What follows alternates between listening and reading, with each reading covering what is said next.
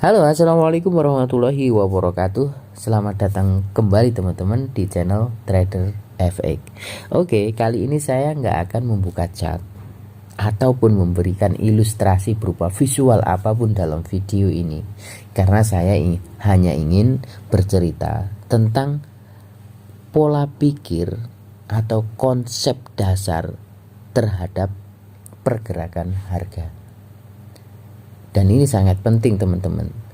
Jadi buat teman-teman sekalian yang masih baru mengenal dunia trading dan masih benar-benar belajar, pahami ini supaya nanti tidak memakan waktu terlalu lama untuk bisa memahami atau bisa paling tidak trading menghasilkan profit lah ya.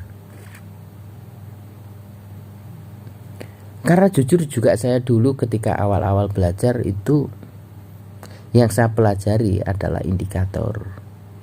Ya nggak sepenuhnya salah sih ya, tapi menurut saya kurang tepat. Setelah belajar indikator, saya mempelajari pola-pola candle sampai chart pattern. Saya download dulu itu di internet, kemudian saya print perbesar gitu. Saya tempel-tempelin di dinding, saya hafalin. Begitu. Ya lucu aja sih, setiap mau tidur, setiap di kamar gitu ngeliatin itu banyak tempel-tempelan kertas seperti itu.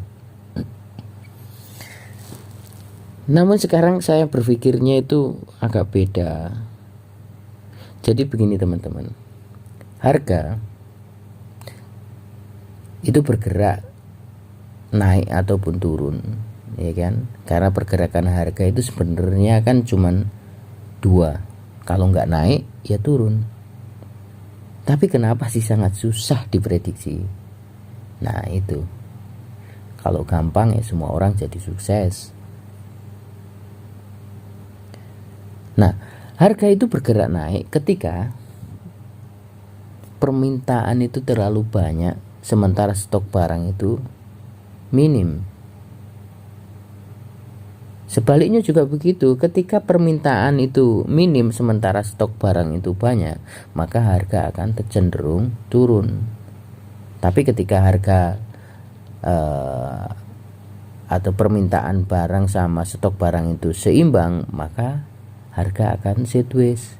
Ya bergerak di situ-situ aja, naik turunnya ya di situ-situ aja. Itu ya. Dan itu sangat dasar dan teman-teman pasti sudah mengerti dan pasti sudah paham. Nah, yang jadi permasalahannya, kapan sih harga ini mau naik, kapan sih harga ini mau turun, kapan sih harga ini mau sideways. Nah, itu semua trader yang dipelajari dengan banyaknya teknik untuk sebagai alat pendekatan terhadap itu. Nah, cuman yang jadi masalah ketika kita nggak tahu konsepnya itu, maka yang kita pelajari pun akan ngambang, gitu loh.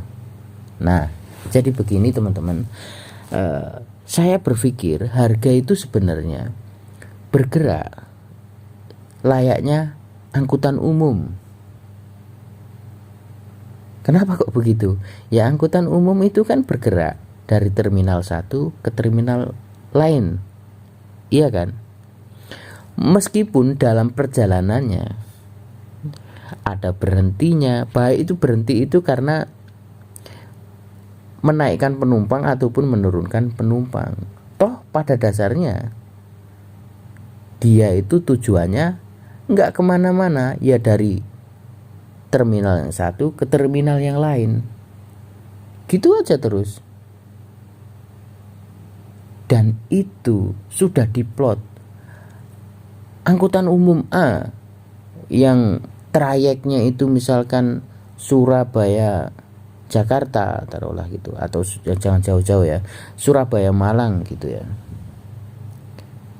Kalau dia sedang beroperasi, nggak mungkin dia itu ke Lamongan, nggak mungkin dia ke Madiun. Pasti kalau dari Surabaya ya ke Malang, kalau dari Malang ya pasti ke Surabaya. Nah dalam perjalanan itu, ya kan, dia itu melewati banyak-banyak terminal. Mungkin di Sidoarjo, di Pasuruan ada terminal, parkir dulu di situ, nyari tambahan penumpang gitu.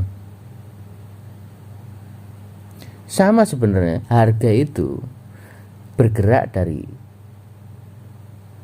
supply atau SND satu ke SND yang lain, ya kan? Dari support satu ke support yang lain atau ke resisten yang lain, dari support ke resisten, dari resisten ke support, begitu aja seterusnya. Nah, tapi kenapa kok masih susah diprediksi? Sementara kalau angkutan umum itu gampang, ya. Kalau angkutan umum itu dari Surabaya sudah sampai Sidoarjo, ya habis itu mungkin ke Pasuruan, ya kan? Nah, karena apa? Karena terminalnya, ya kan, terminal angkot itu sudah tervisual benar-benar dalam bentuk nyata. Semua orang bisa melihat. Kita tinggal tanya, kalau toh kita nggak tahu, Pak ini arah tujuannya kemana? Dari mana ini tadi? Oh ini tadi dari Surabaya sudah sampai Sidoarjo. Ini sekarang mau ke Malang. Nanti ngelewati Pasuruan. Seperti itu. Gampang itu. Nah, segampang-gampangnya itu kita tetap membutuhkan data, teman-teman. Coba perhatikan. Kecuali kalau teman-teman memang sudah berhari-hari, ya kan, tidur di terminal itu, mungkin nggak perlu tanya atau nggak perlu tambahan data karena sudah melihat secara langsung. Tapi kalau misalkan teman-teman baru saja nyampe ke terminal itu, data apa yang teman-teman perlukan? Mungkin satu, nanya, ini tadi angkot dari mana dan mau tujuannya kemana, ya kan? Nah, gitu. Jadi informasi itu teman-teman bisa dapatkan langsung ke supirnya atau orang-orang yang berada di situ. Itu bedanya, sehingga sangat gampang ini mau kemana, ya dari mana. Tapi kalau harga, susah. Terminalnya yang berupa support resisten supply demand itu tadi, kita sendiri yang harus menggambarkan, menentukan di mana posisinya. Nah, ketika kita yang menentukan, bisa salah, bisa benar, karena nggak ada seperti layaknya terminal angkot tadi itu yang secara pasti sudah terbentuk.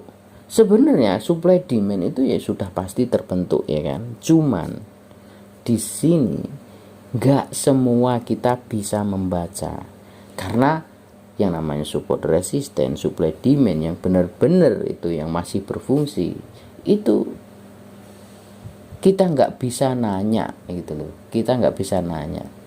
Mau nanya ke siapa? Ini tadi dari mana? Ini mau kemana harga? Kita nggak bisa. Mau nanya siapa? Jadi data yang kita perlukan itu nggak bisa kita dapatkan. Yang bisa kita lakukan ya hanya memprediksi. Oh ini loh terminalnya. Oh ini loh harga dari sini mau ke sini. Gitu. Jelas ini sangat subjektif.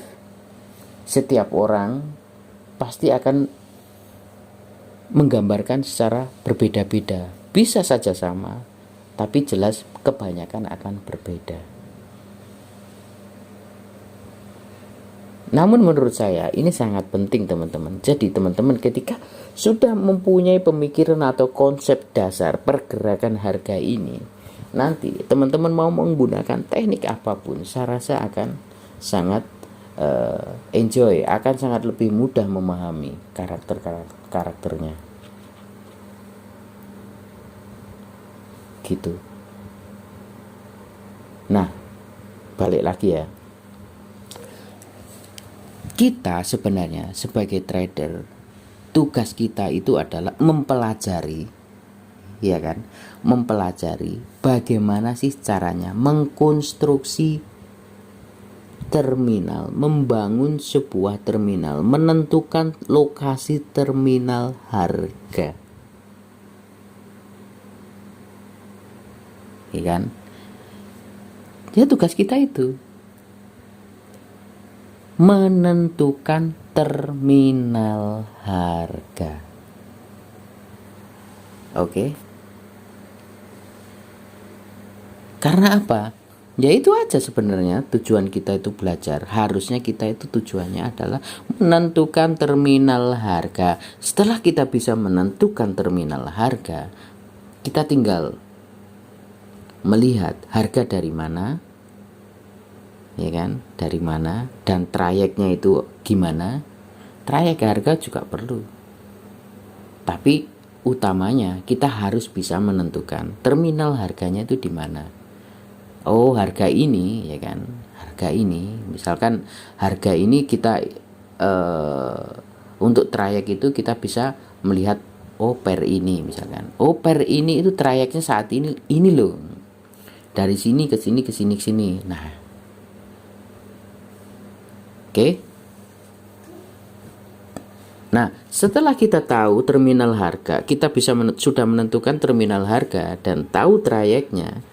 Kita tinggal lihat, oh harganya dari mana dan mau kemana. Harganya dari mana kan kita bisa tahu, oh dari atas atau dari bawah. Setelah sampai ke terminal harga, konfirmasi yang terjadi di situ itu apa? Dia itu maunya kemana? Gitu. Dia mau naik, mau turun lagi atau apa, tinggal konfirmasi. Jadi yang di sini yang kita butuhkan ya, terminal harga itu dalam bayangan saya, mungkin teman-teman bisa catat, jika kurang bisa ditambahi, jika salah bisa dibenerin. Untuk mengkonstruksi yang namanya bangunan terminal harga, yang kita butuhkan adalah support resisten dan supply demand. Iya kan? Artinya teman-teman harus benar-benar menguasai itu. Bagaimana support resisten yang bagus, yang kuat. Bagaimana supply demand yang bagus, yang kuat. Teman-teman harus kuasai. Supply demand yang masih fresh sama yang gak fresh itu bagaimana. Teman-teman harus kuasai. Karena itu adalah tool, ya kan? Bahan untuk mendeskripsikan atau menggambarkan, oh di sini loh terminalnya. Begitu. Jika enggak, ya akan susah. Paham ya teman-teman? Jadi intinya itu, teman-teman harus benar-benar kuasai support resisten dan supply demand supaya bisa apa? Supaya bisa menggambarkan atau menentukan posisi membangun yang namanya terminal harga. Ingat, harga bergerak dari terminal satu ke terminal lain. Terminal itu terbentuk dari support resisten dan SND. Itu cara berpikir saya loh ya. Kalau memang dianggap salah ya nggak apa-apa, berarti kita beda pemikiran. Begitu. Kemudian trayek itu adalah struktur market. Bedanya trayeknya angkutan umum sama harga, yang sebelum terjadi dan yang akan terjadi di angkot itu sudah jelas trayeknya. Arahnya itu sudah jelas, dari sini ke sini itu semua sudah jelas. Nah, kalau di harga itu cenderung masih samar gitu ya. Kita lagi yang menentukan gitu. Cuman kita punya patokan. Ketika kita sudah menentukan, oh ini loh terminal yang lalu, ini loh terminal yang sudah terbentuk sebelumnya, oh trayeknya seperti ini, berarti nanti kalau dia dari sini harusnya ke sini ya. Kan paham maksud saya?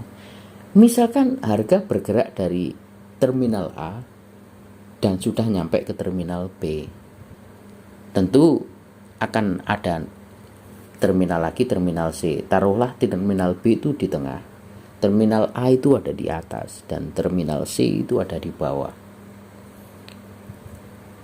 ya kan? Kita sudah tahu kan trayeknya itu struktur marketnya saat itu sedang downtrend, ya kan, sedang turun. Artinya bisa kita lihat dari apa? Dari harga dari terminal A ke terminal B. Harusnya kan lanjutnya ke terminal C. Nah, di sini perbedaannya antara angkot dan harga. Karena terkadang ya kan, kalau angkot sudah pasti, kalau dia dari Surabaya sampai Sidoarjo tentu dia akan ke Malang, gitu kan. Tapi kalau harga dari A ke B, kadang juga bisa balik lagi ke A, suka-suka dia, ya kan. Nah itu kita butuh alat lagi satu, apa namanya, konfirmasi, ya kan. Kita konfirmasi ini harga, jangan ke susu, ya kan, jangan keburu-buru open posisi. Oh dari terminal A ke B berarti saya salah, berarti ini nanti ke C. Enggak begitu kalau harga, enggak begitu. Maksud saya enggak selamanya begitu. Apa yang harus kita baca di terminal B? Yaitu kelakuan harga, ya, kelakuan harga. Di situ tuh ngapain sih harga di terminal B? Yaitu ngapain itu yang disebut konfirmasi, gitu. Oh ternyata dia membentuk pola reversal, Quasimodo misalkan, Wyckoff misalkan, Tri-Drive misalkan, atau apalah yang mengindikasikan dia reversal, ya kan. Setelah valid membentuk pola reversal, berarti kita nggak sell, kita buy, gitu. Paham ya sampai sini ya teman-teman ya. Nah misalkan di terminal B tadi itu dia nggak membentuk pola reversal, justru harga ini ngerusak itu, nembus terminal B. Oh ini indikasi dia mau kemana? Mau ke terminal C. Apakah setelah nembus kita langsung ngikutin dia ke terminal C? Oh jangan, belum tentu. Itu lagi-lagi bedanya harga, gitu teman-teman. Apa yang harus kita lakukan? Pastikan dulu dia mau ke terminal C, gitu. Bagaimana cara memastikan? Ya kita lihat lagi konfirmasinya. Setelah dia nembus tembusan yang pertama itu, ya kan, jangan langsung diikuti, tunggu dia konfirmasi balik lagi ke terminal B, ya kan. Nah, setelah ke terminal B, ya kan, yang kita anggap biasanya itu retrace, lihat apa yang dilakukan di sana. Oh dia udah valid, nggak mau lanjut ke terminal A, dia maunya turun, udah kita ikuti turun, gitu teman-teman. Jadi sekali lagi ya, di sini saya rangkum cara saya berpikir. Jika ini menurut teman-teman bermanfaat, ya coba renungkan. Tapi jika tidak bermanfaat, ya di skip aja. Konsep saya berpikir tentang harga adalah harga itu bergerak dari terminal 1 ke terminal lain, dari support resisten supply demand 1 ke support resisten supply demand yang lain, begitu. Nah untuk bisa kita menentukan terminal harga, kita harus bisa menguasai support resisten dan supply demand. Karena pondasi atau bahan untuk membangun terminal harga yaitu support resisten supply demand, begitu teman-teman. Setelah kita bisa menggambarkan terminal-terminal harga itu tadi, maka kita harus paham trayek harga. Trayek harga itu adalah struktur market. Gunanya untuk apa? Gunanya untuk mengetahui harga ini sedang bergerak dari terminal mana ke terminal mana dan cenderung mau ke terminal mana. cenderung loh ya, cenderung, ya kan? Artinya sedang tren, cenderung, trennya itu sedang kemana, begitu. Nah, ketika kita sudah mempunyai dua alat ukur, alat analisa berupa terminal harga dan trayek itu tadi, untuk mengikuti gerak harga kita butuh lagi satu sebelum memutuskan untuk entry. Apa itu? Konfirmasi. Nah, di konfirmasi ini ya kan adalah yang mungkin saat ini dari awal teman-teman sudah pelajari cara membaca indikator, cara membaca chart pattern, pola candle, yaitu sebenarnya semua itu adalah konfirmasi teman-teman. Anggap saja begini, teman-teman pelajari indikator Bollinger Band, ya kan?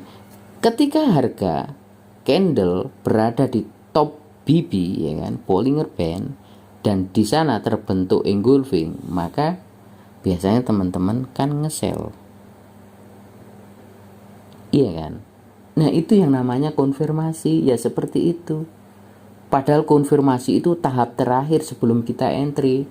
Butuh kita pelajari itu apa? Yaitu tadi terminal harga, trayek, ya kan? Soalnya begini loh teman-teman. Nah, masalahnya itu terkadang harga itu membuat konfirmasi padahal nggak berada di terminal. Dia membuat konfirmasi padahal tidak sesuai dengan trayek. Misalkan di tengah jalan tiba-tiba membentuk candle engulfing, reversal misal taruhlah.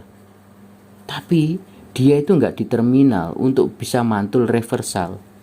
Nah, apakah dia akan mantul? Bisa jadi, bisa enggak. Nah, ini yang saya sebut prosentasenya kecil, harusnya dihindari. Artinya apa? Ketika teman-teman mau entry, pastikan dulu harga itu di terminal gitu. Pastikan lagi sesuai dengan trayek. Baru teman-teman open posisi jika ada konfirmasi yang sesuai dengan trayek, tapi harus berada di terminal.